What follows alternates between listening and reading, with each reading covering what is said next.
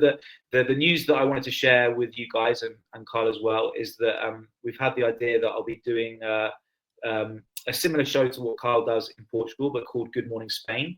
And because I'm a complete novice when it comes to podcasting, Carl is going to help me throughout the entire process of setting it up, from how to get the right equipment, what streaming software to use, how to structure the show and everything. And we're going to document it and blog it so that if anyone else out there is interested in doing their own show, then Carl will be able to help them do it if they're interested. So that's basically it, right? Was there anything else you wanted to add to that? No, that's absolutely spot on. When we first were talking about the idea, look, on the second Monday now, we will have a live streaming and podcasting club for anyone who wants to set up and join others on YouTube and various podcasting platforms and get their own thing going.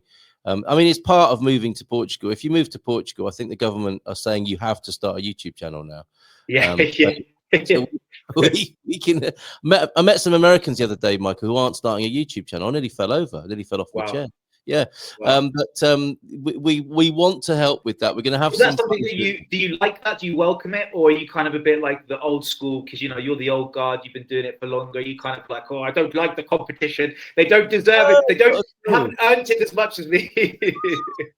You're like Facebook listening into my private conversations. That was an uncanny impersonation. No, I welcome it all. I mean, the problem is now, it's not that people are sharing it's not all joys, is it? A lot of them are moany, and sadly, those are the ones that get the attention. The clickbait goes to the gloom and doom. Okay, fair enough. But the main problem is how do you navigate the amount of content?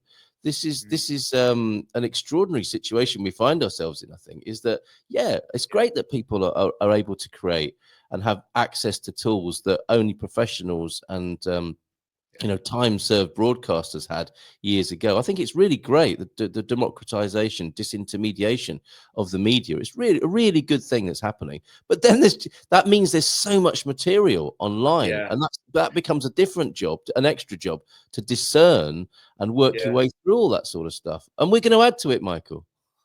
Well, the thing is, we're going to add to it. But the thing is, though, I think because of your professional broadcasting background, you kind of like, if I can say this, if this is fair to you, and please feel free to like completely counter what I'm saying here, but my perception of you has been that from the very beginning, you may not have had the beautiful setup that you've got now and all the infrastructure, but you always did it in the way you wanted to do it, in terms of it being a live show and building a community, right? And I think that's where you differ from everybody else, because doing it live means that you get to interact with your audience, and I think it offers far more value than doing a pre-record podcast where people can ask questions live to your guests and to you. And also, I think for me, actually, if I'm ever going to do anything in Spain, which I am, doing a couple of shows live during the week is a much easier commitment from my perspective than to have to plan a podcast. I mean, I know you've got to plan the shows, but do you know what I mean? You've recorded it, and then that's it. It stays on the YouTube channel. Boom. Do you know what I mean? So yes, I think your format, let's hope they don't copy that as well, right? But your format, I think, is what differentiates you, because you have the community, you have the Gumpers, and I'm just seeing people in the chat here. Hi, So Life Portugal. I haven't spoken to you for ages. Hope you're well, and it's really nice to. And also in Europe, it's really nice to see everyone again. So this is what you have that people don't have. Yeah, I think that might be right, and it's more like a radio show, isn't it? It's a breakfast show than it is videos that are made and put up, and can sometimes be quite contrived. I hate feeling like I've been played by a clickbait title. I think we're quite we're quite straightforward. What you see is what you get, and it's not everyone's cup of tea, but for whom it is a nice cup of tea in the morning, it's a lovely thing, and on we go. And you're a really good example of somebody who was involved with the show. And you've been off on your own hero's journey and arc of life, and you're back again. It's really wonderful to welcome you back and to hear of this idea. Boa sorte com isso, says James, loving the idea. Go, James. And Pete, as you've seen here, that sounds very good. Good luck with that. And I'm being called the OG. You are the OG. You are the GOAT, mate. You are the GOAT, literally. Yeah. Of the self-created genre. You created it, right? Nothing. I don't know, like the Portuguese resident, which you write for now, which is incredible, by the way. I hadn't realised that's now a regular thing for you. So, by the way, if the Portuguese tourist board finds out about that headline and sends it back to the UK, you like that, don't you? I thought it was fantastic. I mean, what a great way to combine. Let's not talk about it. It's fantastic. Right.